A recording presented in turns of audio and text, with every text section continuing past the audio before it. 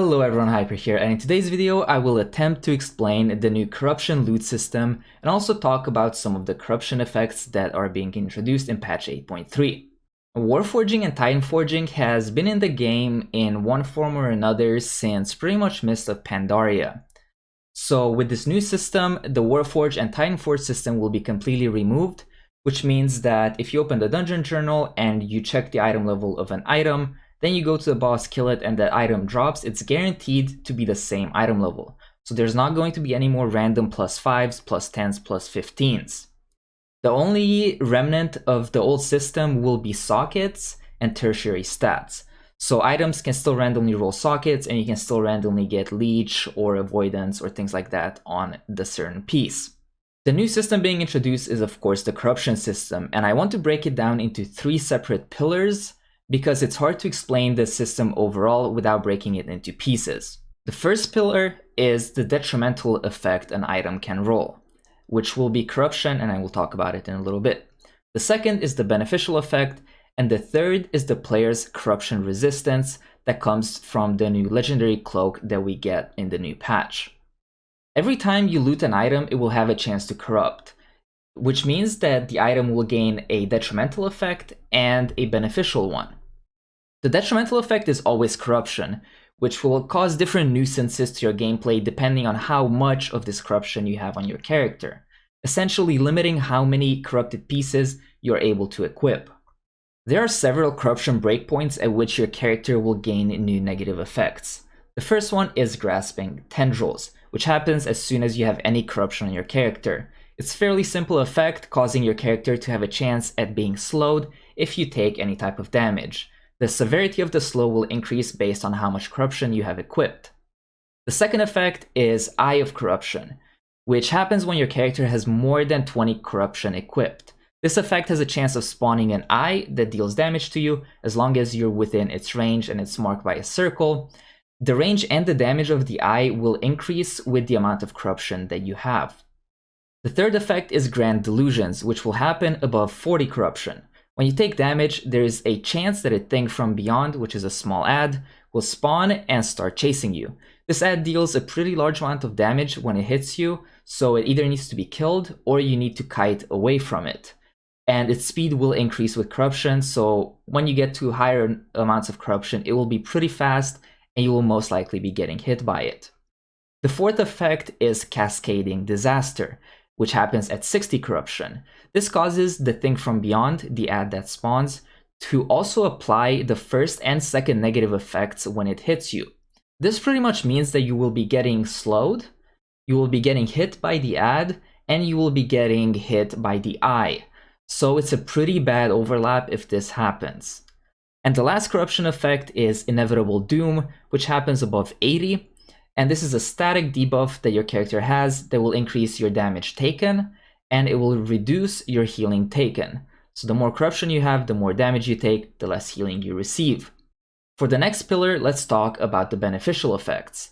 There are essentially 4 types of beneficial effects, which are passive stat increase, meaning that you will simply gain more of a certain stat from all sources, or in the case of leech and avoidance, you will just gain more of that secondary stat. The second one is a secondary stat proc. Think of it like a trinket that has a chance to proc haste, but in this case, it will be whatever secondary stat that corruption rolls. And the third is kind of a unique category that has several effects, which I will talk about later, but basically anything varying from just dealing single target damage to dealing AoE damage, gaining more secondary stats, or gaining cooldown reduction. The last type of beneficial effects are the Ny'alotha weapon corruptions, and these are only present on those specific weapons from Ny'alotha. There are 6 weapons that will always drop with these corruptions on them, and they are typically specific to a certain class. After I explain the whole system, I will also take a look at these. Whenever an item corrupts, 2 things will happen. It will roll a random type of beneficial effect from the ones that I explained above, and will also roll one of 3 possible tiers of corruption. Each tier of corruption increases both the beneficial effect and the amount of corruption you get. To give you an idea, if you rolled a passive stat increase, this item at tier 1 will have 10 corruption on it, at tier 2 it will have 15, and at tier 3 it will have 30 corruption. If you rolled an item that has the secondary stat proc on it, then the corruption values increase by 5 at each tier level. So they will have 15, 20, and 35 corruption on them at their respective tiers. Unique corruptions are an exception to this rule because they each have a specific value that they come with, which I will talk about later. Now, the third and last pillar of the corruption system is corruption resistance. With the new patch, there will be 2 ways of increasing your character's corruption resistance. At the beginning of the patch, you will obtain a legendary cloak through a questline that can be upgraded every week through the vision scenarios. This cloak will serve to increase your character's corruption resistance, allowing you to stack more corruption before gaining the detrimental effect. So as a super simple example, at level 15, your cloak will provide 50 resistance, which means that you can equip 50 corruption total before gaining any detrimental effects. Okay, so what happens if you roll a bad corruption on an item that you don't want to use, but you still want the item itself? Let's say you're a DPS player already playing at 35 corruption, which you decided that's your limit.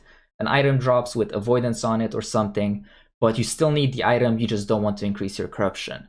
You can go to Mother in the Chamber of Heart and you can cleanse the item, which will remove both the corruption and the beneficial effect from it, and just leaving the vanilla item as is. This is not reversible, so you need to be careful with which items you actually cleanse. If you were just interested in how this system works, that was basically the explanation. Now I'm going to talk about some of the effects and what implications they actually have. Now for the passive and proc stats, it's pretty straightforward. So if you roll any of these, it will simply depend on your character's stat weights to determine if these are good for you or not. If your character loves haste and hates versatility, and you roll a haste corruption, then it's probably good for you. If you roll a versatility corruption and you have the corruption threshold to equip it, it's probably still good for you, but not as good as haste. So for these specific scenarios, you will most likely need to check out your class discords or sims done by people during the patch. The corruptions I actually wanted to talk about are the unique ones, which can roll on any item, including weapons. First one is Infinite Star, and this one comes in 3 corruption tiers. It will put a dot on your target that deals damage, and it can stack up to 10 times. Each stack increases the amount of damage that this specific corruption does to your target. Overall, looking like a pretty strong trait from early sims, but there's still room for balancing, so we'll see once the patch goes live. Second one is Twilight Devastation, which is a corruption that has a chance to release a frontal beam that deals damage based on your health, and the corruption also comes in 3 different tiers. Next, we have Twilight Appendages, which has a chance to summon a tentacle that mind flays your target, so this is a single target corruption, and it also comes in 3 tiers. Next on the list, we have Echoing Void, which is a corruption that builds stacks over time, then deals the damage to nearby enemies when it collapses and consumes those stacks. It also comes in 3 possible tiers. Then we have Gushing Wounds, which has a chance to cause your target to bleed. The effect only comes in 1 tier currently. Then we have Ineffable Truth, which is the first one that's kind of interesting and can have some interesting implications, especially in PvP. It causes your spell cooldown rate to increase by 50% for 10 seconds whenever it procs, and this also comes in 1 single tier. Then we have Void Ritual, which has a chance to increase all your secondary stats, and this happens more often if at least 2 players who are nearby also have it equipped. This corruption comes in 3 possible tiers. Now, from Ny'alotha, we also have 6 unique weapons that I talked about earlier, which are kind of designed for specific classes. For 2-handed strength classes, and I'm pretty sure here they had Blood Death Knight in mind when they designed this, but it can be used by any 2-handed strength class. We have Obsidian Skin, which is a weapon effect that drops on the weapon from Mott. This weapon will increase your armor by 5%, and every 30 seconds you will deal AoE damage equal to a certain percent of your armor to nearby enemies. Then for hunters, we have the Eldritch Bow from Skitra, which causes your auto attacks to reduce the cooldown of one of your random abilities by 1 second. Then for Prot Paladins, Prot Warriors, and Frost DKs, we have a one-handed weapon from Wrathion, which causes you to gain stacks of Searing Flame, and when you reach 30 stacks, it will deal a frontal Searing Breath that deals damage to enemies. For Brewmaster Monk, Survival Hunter, and Feral/Guardian Druids, we have an Agi Staff from Moth that has a 25% chance to deal some damage to your target and heal you for the same amount. The damage and healing are based on your max health. Then for Holy Paladins, Resto Shamans, Elemental Shamans, and Mistweaver Monks, we have the Mind Piercer Axe from Drestagat, which will constantly give you between 1 and 8% intellect. Think of it like a Darkmoon Faire card that kind of reshuffles every time it procs. And then lastly, for agility classes who use fist weapons, which is, there's too many of for me to name here, we have the Unjuant Caress from Ra-Den. This weapon will deal damage to your target, and whenever it hits them, it will also snare them by 30% for 6 seconds.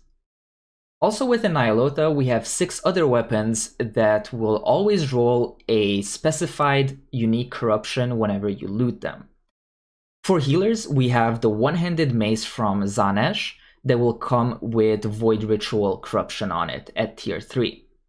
For caster DPS, we have a wand from Il'gynoth that comes with the Ineffable Truth corruption, and a sword from Carapace of N'Zoth, which comes with the Infinite Star corruption.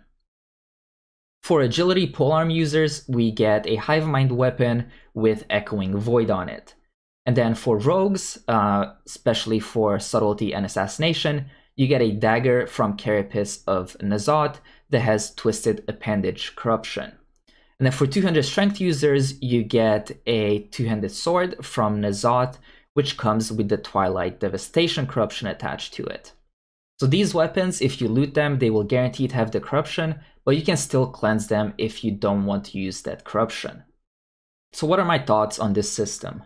Overall, I think it's a little bit too much RNG, especially considering that corrupted items can still roll sockets. And even just outside of that, corrupted items that are best in slot for you are going to be very hard to obtain. There's a very low chance that you get the best corruption for your class, and you get it at the tier that it's best. So for certain corruptions, getting a tier 3 of the corruption will be best, while others maybe getting a tier 1 or tier 2 will be better, because it will just depend on how much damage increase you get per point of corruption. I assume they're trying to make all these tiers basically be equal, so it doesn't really matter what tier you get them at, but at the moment, it does depend on what tier you loot these corrupted items at. So overall, a little bit too much RNG for my taste. We'll see how this actually plays out for the raid race. If you guys have any questions about what specific corruption is good for your class, which corrupted effects look best so far, make sure to check out your specific class discords, or once the patch goes live. I assume websites like Blood Mallet will also have sims for your class. But this patch and this next raid tier, it will be more important than ever that you know how to sim your character, because there's just way too many corrupted items, way too many corrupted effects, and way too many combinations for guide writers and websites to give you concrete suggestions on how you should be optimizing your character. Again, thank you so much for watching, and if you enjoyed this video, please hit the like button and sub to the channel, and I'll see you guys in the next one. Bye-bye.